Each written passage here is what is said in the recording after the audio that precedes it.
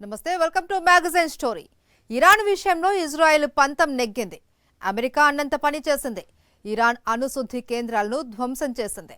ఇప్పటిదాకా Israel versus Iran యుద్ధం అంటూ మాట్లాడుతున్నాం. కానీ వాస్తవానికి వారు వన్ సైడే అన్నట్టుగా యుద్ధం సాగింది. ఇకపై కూడా అలానే ఉంటుందా? లేకపోతే ఇరాన్ ఎవరూ ఊహించని విధంగా ప్రపంచ దేశాలకు కొత్త షాక్లు ఇస్తుందా అన్నది ఆందోళనకరంగా మారింది. అదే సమయంలో శుద్ధి చేసిన యురేనియంను ముందుగానే ఇరాన్ సైడ్ చేసేసింది అంటున్న ఇజ్రాయెల్ అసలు యుద్ధం ముందుందని చెప్పకనే చెబుతోంది. మరోవైపు అగ్రదేశాల మద్దతు ఉన్న అండాదండా అందుకోలేని దుస్థితిలో ఇరాన్ ఎలా ఒంటరి అయిందన్న ప్రశ్న సమాధానం కోసం వెతుకుతుంది. దీనిపైనే ఇవాల్టి మ్యాగజైన్ స్టోరీ. బలం ఉంది కానీ అవసరానికి ఉపయోగపడదు. బలగం ఉంది కానీ ఆపదలో అక్కరకు రాదు. ఇరాన్ పరిస్థితి అచ్చం ఇలానే ఉంది. అగ్రదేశాలు రష్యా, చైనా ఇరాన్కి మద్దతు ప్రకటిస్తున్నాయి. ఇరాన్ మీద దాడిని ఖండిస్తున్నాయి. కానీ ఇరాన్కి అండగా సమర రంగంలోకి దిగడం లేదు. అలానే ఇస్లామిక్ కంట్రీస్కి ఇజ్రాయెల్ మధ్య పెద్ద సయోధ్య లేదు. అదే సమయంలో అరబ్ కంట్రీస్ ఐక్యంగా ఉండాలి అన్న నినాదం ఇరాన్ వైపు ఇస్లామిక్ కంట్రీస్ ని నిలబెట్టడం లేదు. ఇలా అన్ని కోణాల్లో ఒంటరైన ఇరాన్ దెబ్బకి దెబ్బ తీయాలి అన్న పంతం మీద ఉంది. రాజీ ప్రసక్తే లేదు అంటుంది. ఈ క్రమంలోనే ఇకపై ఇరాన్ హార్ముజ్ రెడ్ సీ కేంద్రంగానే యుద్ధ వ్యూహాన్ని అమలు చేయనుందా? అమెరికా అన్నంత పని చేసింది. ఇరాన్ అణుశుద్ధి కేంద్రాలను ధ్వంసం చేసింది. ఇజ్రాయెల్, ఇరాన్ మధ్య యుద్ధం మరింత తీవ్రతరమైంది. ఇరు దేశాల మధ్య క్షిపణి దాడులు జరుగుతూనే ఉన్నాయి. రాబోయే రోజుల్లో యుద్ధం మరింత తీవ్రతరమవుతుంది. వీటన్నింటిలోనూ స్పష్టత ఉంది. అదే సమయంలో డొనాల్డ్ ట్రంప్ ఒక్క విషయంలో సృష్టించిన కన్ఫ్యూజన్ కూడా ఈ యుద్ధంతో తొలగిపోయింది. అమెరికా అధ్యక్ష ఎన్నికల్లో మేక్ అమెరికా గ్రేట్ అగైన్ అన్న నినాదాన్ని అందుకున్న ట్రంప్ ప్రపంచం మీద అమెరికా ఆధిపత్యం ఉండదంటే ఉండదన్నాడు. అసలు అమెరికా అధ్యక్షుడికి ప్రపంచ పోలీస్ లాంటి బిరుదులెందుకు అన్న రేంజ్ లో స్పీచ్లిచ్చారు. అమెరికా లోపల ఏం జరుగుతుందన్నదే తనకు ముఖ్యమని, బయటి వాటిపై అధ్యక్షుడిగా దృష్టి పెట్టనని 1కి 10 సార్లు చెప్పారు. ప్రపంచంలో ఏం జరిగితే మనకెందుకు, మన దేశాన్ని బాగు చేసుకుందామని పదే చెప్పాడు. దీంతో అమెరికన్స్ కి ఉద్యోగాల కల్పనతో పాటుగా ఎకానమీని కూడా పూర్తిగా ట్రంప్ మార్చేస్తాడన్న నమ్మకంతో భారీ విజయాన్ని అందించారు ఓటర్లు. కానీ జరుగుతోందేంటి? మేక్ అమెరికా గ్రేట్ అగైన్ అన్న ట్రంప్ ఇప్పుడు దాని మీద దృష్టి పెట్టడం లేదు. అమెరికా బయట అన్ని వ్యవహారాల్లో వేలు పెడుతూనే ఉన్నారు. నిజానికి అమెరికా అధ్యక్షులు ఎవరైనా చేసేది ఇదే. కానీ ట్రంప్ దాన్ని మరి కాస్త ముందుకు తీసుకువెళ్లాడు. అమెరికా ఆధిపత్యాన్ని మీకు అండగా ఇస్తాను, మరి మీరు అమెరికాకి ఏమిస్తారు? ఇదే ట్రంప్ కొత్త పాలసీ. రష్యా ఉక్రెయిన్ యుద్ధాన్ని ఆపుతానని, అందుకు ఉక్రెయిన్లోని ఖనిజ సంపద తమకు కావాలంటూ జెలెన్స్కీతో ఒప్పందం చేసుకున్నారు. కానీ రష్యా, ఉక్రెయిన్ మధ్య మాత్రం ఇంకా ఒప్పందం కుదరలేదు. అటు యూరోపియన్ యూనియన్తోనూ ఇదే రకమైన డీల్ చేస్తోన్న ట్రంప్ గ్రీన్లాండ్ నుంచి పనామా కాలువ దాకా చాలా డిమాండ్స్ ముందుకు తెచ్చారు. మిడిల్ ఈస్ట్ లో కూడా ట్రంప్ సేమ్ ఫార్ములా అప్లై చేస్తున్నారు. ఫలితమే ఇరాన్ అణుశుద్ధి కేంద్రాల విధ్వంసం. ఎందుకంటే అమెరికాకు ఇరాన్ ద్వారా ప్రమాదం ఉంది అంటే ఎవరు నమ్మడు? ఇది నేను చెప్పడం కాదు, డొనాల్డ్ ట్రంపే చాలాసార్లు చెప్పాడు. అందువల్ల అమెరికాకున్న శక్తి ముందు ఇరాన్కి ఎంత? ఇరాన్ అమెరికాను ఏ రకంగానూ థ్రెటన్ చేయదు. అలాంటప్పుడు మరి అమెరికా ఎందుకు వెళ్ళి అన్ని వేల కిలోమీటర్ల దూరంలో వెళ్ళి ఇరాన్ పైన అటాక్ చేసింది? నిజంగానే అమెరికాకు ప్రపంచంలో అణ్వస్త్రాల వ్యాప్తికి పైన అంత వ్యతిరేకత ఉంటే, ఇరాన్ ఏదో అణ్వస్త్రాలు తయారు చేస్తుంది కనుక అణ్వస్త్రాల వ్యాప్తి ప్రమాదకరం కనుక అమెరికా వెళ్ళింది అనుకుంటే, అమెరికా ముందు రావాల్సింది పాకిస్తాన్కు, రాలే కదా అక్కడికి. ఇరాన్కి ఎందుకు వెళ్ళింది అంటే క్లియర్గా తన హెజోమనీ ద్వారా ఇజ్రాయిల్కు అండగా ఉంటాము. అమెరికన్ కంపెనీలు కొన్ని దశాబ్దాలుగా గల్ఫ్ ప్రాంతంలో ఉన్న చమురు సంపదను కొల్లగొడుతున్నది. దానికోసం ఇజ్రాయిల్ను తన ఏజెంట్గా అమెరికా పెట్టుకుంది. ఇక్కడ అమెరికా తన ఏజెంట్గా ఇజ్రాయిల్ని పెట్టుకుంది కనుక ఇజ్రాయిల్కు ఇప్పుడు పక్కలో బల్లంగా ఇరాన్ ఉంది కనుక తన ఆధిపత్యాన్ని, తన ఏజెంట్ ఇజ్రాయిల్ ఆధిపత్యాన్ని వెస్ట్ ఏషియాలో నిలబెట్టుకోవాలి అంటే ఇజ్రాయిల్కున్న ఏకైక ప్రత్యర్థి అయిన ఇరాన్ నిర్వీర్యం కావాలి. ప్రపంచంలోనే అమెరికా అగ్రదేశం అయితే అన్ని రకాలుగా అమెరికాతో ఢీ అంటే ఢీ అనే శక్తి సామర్థ్యాలు ఉన్న దేశాలు రష్యా, చైనా. ఈ 2 దేశాలు కూడా ఇరాన్ వెనుక ఉన్నాయి. కానీ ఇరాన్ మాత్రం ఈ యుద్ధంలో ఒంటరిగానే మిగిలిపోయింది. ఇరాన్ కి సుదీర్ఘకాలంగా రష్యా మిత్రదేశం, కానీ ఈ యుద్ధంలో తటస్థంగా ఉండిపోయింది. దానికి బలమైన కారణం ఉందంటున్నారు పుతిన్. ఒకప్పటి సోవియట్ యూనియన్, ఇప్పటి రష్యన్ ఫెడరేషన్ కు చెందిన దాదాపు 20 లక్షల మంది ఇజ్రాయెల్లో నివసిస్తున్నారని, ఇజ్రాయెల్ని మేం దాదాపు రష్యన్ మాట్లాడే దేశంగానే చూస్తున్నామని పుతిన్ చెబుతున్నారు. ఆ కారణం వల్లే ఈ యుద్ధంలో తటస్థంగా ఉన్నట్టుగా పుతిన్ చెబుతున్నారు. మరోవైపు ఇరాన్ మీద ఇజ్రాయెల్ వైమానిక దాడులు చేయగానే చైనా వేగంగా స్పందించింది. ఇజ్రాయెల్ రెడ్ లైన్ దాటిందని వ్యాఖ్యానించింది. దీన్ని తాము చాలా సీరియస్ గా పరిగణిస్తున్నామని బీజింగ్ చెప్పింది.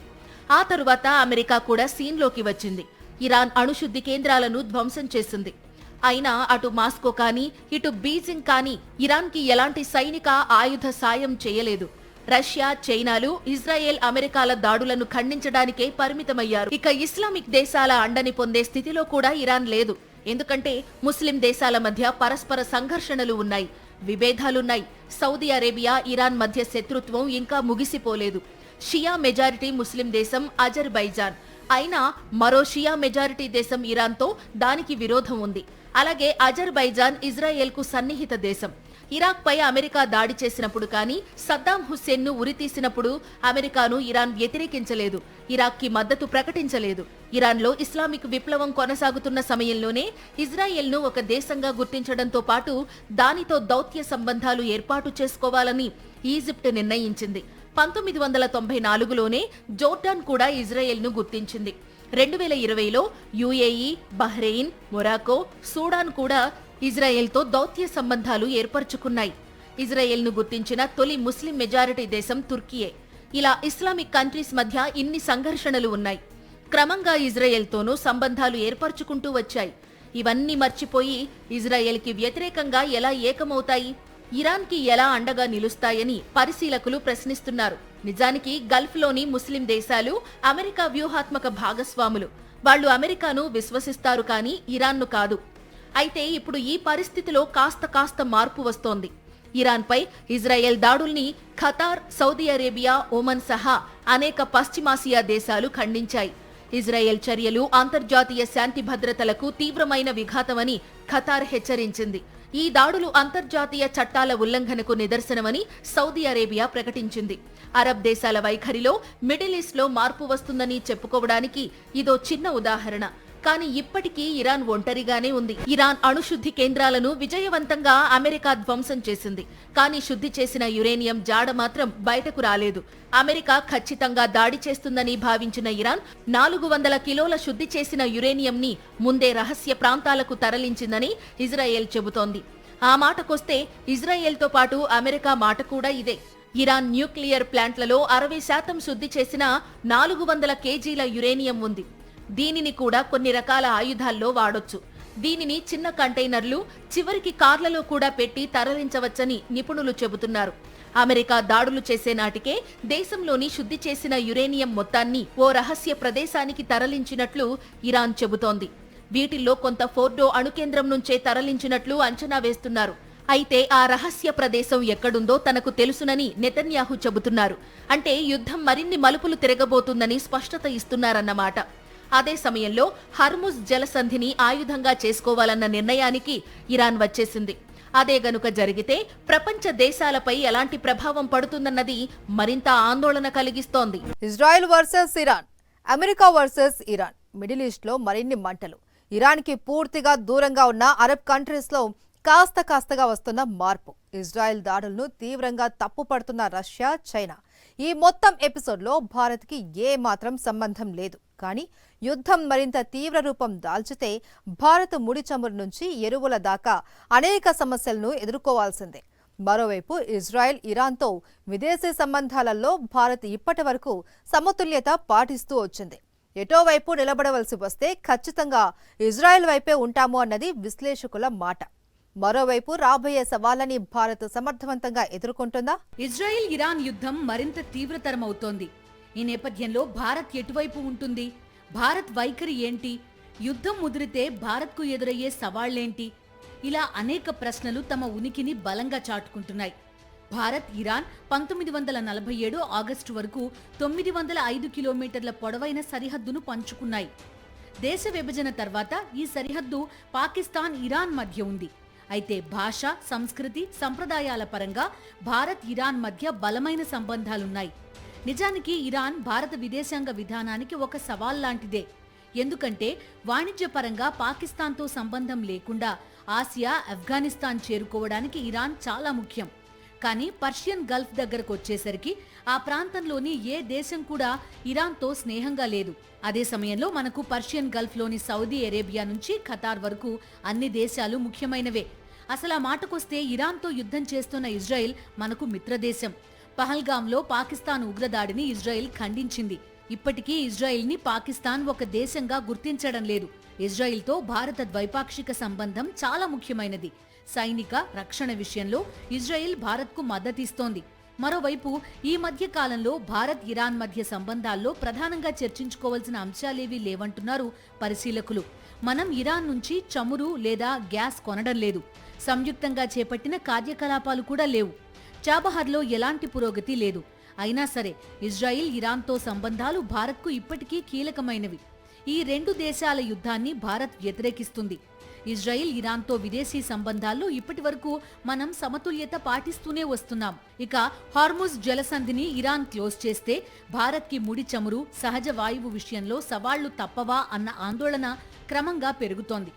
అదే సమయంలో భారత్ పెద్దగా ఇబ్బంది పడాల్సిన అవసరం ఉండదని ఇటు కేంద్ర ప్రభుత్వం నుంచి అటు పరిశీలకుల వరకు చెప్తున్నారు. ఎందుకంటే ముడి చమురు, సహజ వాయువు దిగుమతుల కోసం భారత్ ఏదో ఒక దేశంపైనే ఆధారపడడం లేదు. అరబ్ దేశాలతో పాటు రష్యా, అమెరికా, బ్రెజిల్, ఆస్ట్రేలియా నుంచి కూడా భారత్ ముడి చమురు, సహజ వాయువు దిగుమతి చేసుకుంటోంది. రష్యా, బ్రెజిల్లు భారత్కు ముడి చమురు అందిస్తున్నాయి. భారత్కు అందుతున్న ఎల్ఎన్జీలో ఎక్కువ భాగం ఖతార్దే. రష్యా, ఆస్ట్రేలియా, అమెరికా నుంచి కూడా మనకు ఎల్ఎన్జీ సప్లై అవుతోంది. అయితే ఈ దేశాల నౌకలు ఇంధన వనరుల రవాణా కోసం హార్ముజ్ జలసంధి మీదుగా రాకపోకలు సాగించవు. అవి రాకపోకలు సాగించే మార్గాల్లో ఆటంకాలేమీ లేవు. అందువల్ల హార్ముజ్ మూతపడినా రష్యా, అమెరికా, బ్రెజిల్, ఆస్ట్రేలియా నుంచి నాన్ స్టాప్ గా భారత్కు ఇంధన వనరుల సప్లై కొనసాగుతుంది. ఖతార్ కూడా హార్ముజ్ జలసంధిని వినియోగించడం లేదు.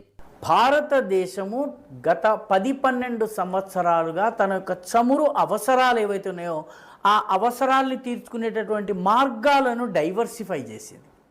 ఇరాన్ నుంచి వెళ్ళే చమురులో 91% చైనాకి వెళ్తుంది, 7% సిరియాకి వెళ్తుంది.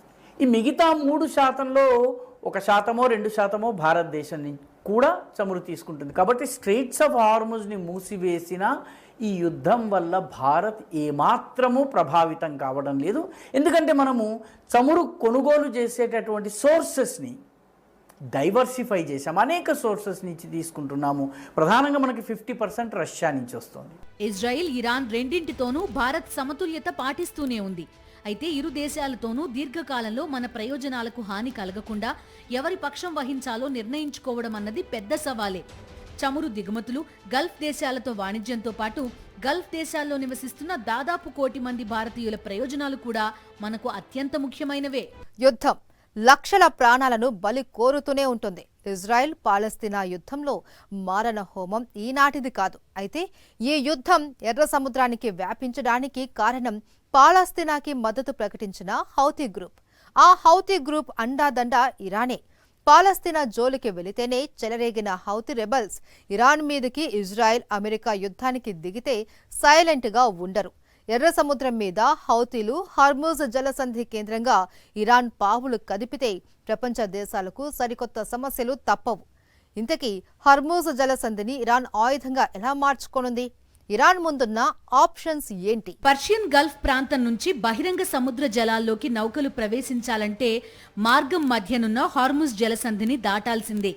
అందుకే ఇది ఇరాన్కు వ్యూహాత్మక ప్రాంతంగా మారింది. హార్ముజ్ జలసంధికి ఓ వైపున ఇరాన్, మరోవైపున ఒమన్, యుఏఈ దేశాలు ఉన్నాయి. ప్రతిరోజు ప్రపంచవ్యాప్తంగా జరిగే ముడి చమురు సప్లైలో 20% హార్ముజ్ జలసంధి మీదుగానే వెళ్తుంటుంది.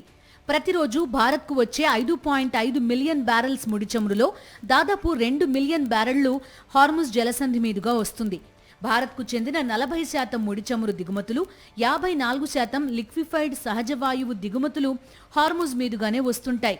అయితే హార్ముజ్ జలసంధిని ఇరాన్ మూసేస్తే భారత్పై వెంటనే ఎఫెక్ట్ పడదు. కానీ కొన్ని సమస్యలనైతే మనం ఫేస్ చేయక తప్పదు. చమురు అవసరాల కోసం భారత్ 90% మేర దిగుమతులపైనే ఆధారపడుతోంది. దేశానికి అవసరమైన సహజ వాయువులో దాదాపు సగం విదేశాల నుంచే వస్తోంది. విదేశాల నుంచి భారత్కు చేరే ముడి చమురును ఆయిల్ రిఫైనరీలో ప్రాసెసింగ్ చేసి పెట్రోల్, డీజిల్గా మారుస్తారు. విద్యుత్ ఉత్పత్తి, ఎరువుల తయారీ, వాహనాల సిఎన్జి, వంట అవసరాల కోసం పైప్డ్ సిఎన్జి కోసం సహజ వాయువుని ఉపయోగిస్తారు. ప్రపంచంలోనే అత్యధిక చమురు నిల్వలు కలిగిన సౌదీ అరేబియా, ఇరాక్, యుఏఈ, కువైట్లకు చెందిన ఆయిల్ నౌకలు హార్ముజ్ జలసంధి మీదుగానే రాకపోకలు సాగిస్తుంటాయి. ఈ 4 దేశాలు అమెరికాతో సన్నిహిత సంబంధాలను కలిగి ఉన్నాయి. అందుకే హార్ముజ్ జలసంధిని మూసేస్తే వీటిపై ఇరాన్ ప్రతీకార చర్యలకు దిగొచ్చు. అదే జరిగితే ముడి చమురు ధరలు బాగా పెరగొచ్చని నిపుణులు చెప్తున్నారు. క్లుప్తంగా చెప్పాలంటే హార్ముజ్ జలసంధిని ఇరాన్ మూసేస్తే భారత్కి ముడి చమురు ధరల రూపంలో సమస్యలుంటాయి తప్ప ముడి చమురు కొరతతో కటకటలాడే పరిస్థితి రాదు. అయితే ఇక్కడ గమనించాల్సిన విషయం ఏంటంటే ఇరాన్ ఇరాక్ వార్ నుంచి మొదలు పెడితే 2018లో అణు ఒప్పందం నుంచి అమెరికా ఉపసంహరణ దాకా ఎన్నో కఠినమైన సమయాల్లో కూడా హార్ముజ్ జలసంధిని మూసివేస్తామని ఇరాన్ హెచ్చరించిందే తప్ప ఆ పని చేయలేదు. ఇరాన్ హార్ముజ్ జలసంధి మూసివేస్తుందా లేదా అన్న టెన్షన్ ఒకవైపు కంటిన్యూ అవుతుంటే మరోవైపు ఎర్ర సముద్రం కేంద్రంగా హౌతీ రెబెల్స్ కూడా తీవ్రస్థాయిలో దాడులు చేయడం ఖాయమని నిపుణులు చెప్తున్నారు. ఇజ్రాయెల్ పాలస్తీన్ మీద యుద్ధానికి వ్యతిరేకంగానే హౌతీలు రెడ్ సీలో వాణిజ్య నౌకల మీద దాడులు చేశారు. అలాంటిది ఇప్పుడు హౌతీలకు ఆర్థికంగా, ఆయుధపరంగా అండగా నిలిచిన ఇరాన్ మీద యుద్ధానికి దిగితే హౌతీలు సైలెంట్ గా ఉండరన్నది అందరికీ అర్థమయ్యే విషయమే. ప్రపంచవ్యాప్తంగా వార్షిక షిప్పింగ్ వ్యాపారం 14 లక్షల కోట్ల డాలర్లుగా ఉంది. అది ప్రపంచ జీడీపీలో 16%. అన్ని రవాణా వ్యవస్థల కంటే షిప్పింగ్ చౌకగా ఉంటుంది. ఇజ్రాయెల్ హమాస్ యుద్ధం ప్రారంభమయ్యాక నౌకా రవాణా వ్యయం పెరిగింది. 40 అడుగుల కంటైనర్ ధర 5% పెరిగింది. ఏడాదికి 19,000 నౌకలు సూయజ్ కాలువ మీదుగా ప్రయాణిస్తాయి. దీనివల్ల 30 రోజుల సమయం కలిసొస్తుంది. అదే ఆఫ్రికా చుట్టూ తిరిగి వస్తే అధిక రవాణా వ్యయంతో పాటు సమయం వృధా అవుతుంది. దాంతోపాటు ప్రధానంగా సముద్ర దొంగల భయం ఎక్కువగా ఉంటుంది. ఇటు సమయం కలిసొస్తుంది, అటు రవాణా ఖర్చు భారీగా తగ్గుతుంది. వీటన్నింటితో పాటు పైరేట్స్ భయం ఉండదు. ఈ కారణాల వల్లనే సూయజ్ కాలువకి అంతర్జాతీయంగా అంత డిమాండ్. సముద్ర దొంగలతో పోల్చితే ఆయుధ సంపత్తి విషయంలో హౌతీ చాలా బలంగా ఉంది. దీంతో హౌతీ దాడులను ఎదుర్కొంటూ ముందుకు సాగడం రవాణా నౌకలకు పెద్ద సవాల్గా మారింది. ఇరాన్ మీద యుద్ధం తీవ్రతరం కాగానే హౌతీస్ రెడ్ సీ మీద వాణిజ్య నౌకలను టార్గెట్ చేస్తారు. దీంతో నిత్యావసర వస్తువుల కొరత నుంచి ధరల పెరుగుదల దాకా ప్రపంచ దేశాలకు కష్టాలు తప్పవు. భారత్ ఎగుమతుల మీద కూడా ప్రభావం పడుతుంది. ఇది వాళ్ళ మ్యాగజైన్ స్టోరీ. మరో ఇంట్రెస్టింగ్ టాపిక్ తో మళ్ళీ కలుద్దాం. అంతవరకు స్టే ట్యూన్ టు సాక్షి.